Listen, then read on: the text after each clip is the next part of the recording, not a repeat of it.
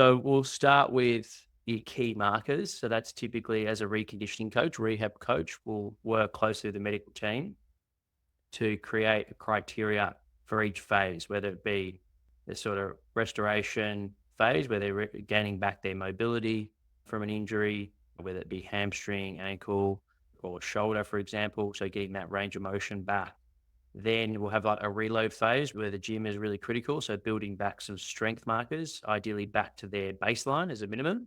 For example, like a shoulder, you may want to delay your benchmark scores like a bench press. When someone's coming back from a shoulder injury, they may be modified with their upper body strength.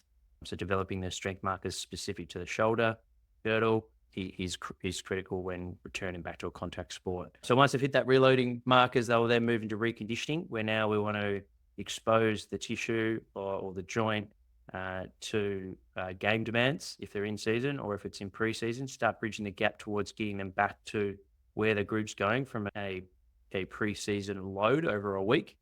So we want to make sure we're exposing that athlete to all those on-field capacities, but also returning them back to some physical metrics as well. So it should all be relative to how they play the game and what they typically cover, whether you're in the pre-season or the in-season model.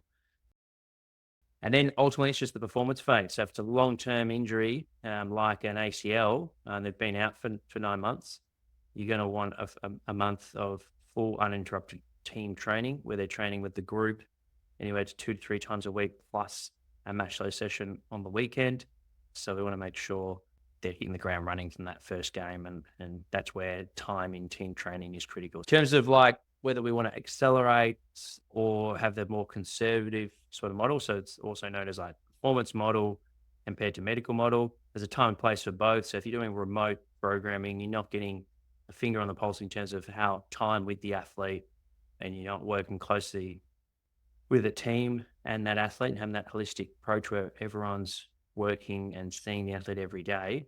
That's where the medical conservative model can work really well. However, when we're in a full-time environment, you've got a psychologist, physios, doctors, coaches, and you're seeing the athlete every day. That's where the accelerator model can be quite handy. But we still want to take into account the time of the year. Like if it's in October, it's not necessary to take risks and accelerate. So that's where we can just take our time to maximize each phase.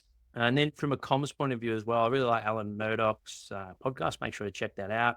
And he talked recently about, rather than having a pain scale, which is pretty common and something I've used in the past, and there's some athletes that just find that really hard to quantify a number to their pain. Awareness, we're comfortable to crack on, respect it, but we're comfortable to continue with the activity largely, obviously depending on what it is, and then the pathology and then athlete. But more often than not, crack in, continue on. Danger, that's where we need to regress and change what we're currently doing, or change the exercise route or the intensity that it's being done at, or perhaps just come up with a constraint to help the athlete adapt to that and make an efficiency change. So awareness or danger, really, I've been using that lately, and I find that's really effective for the athlete to understand. And communication is critical.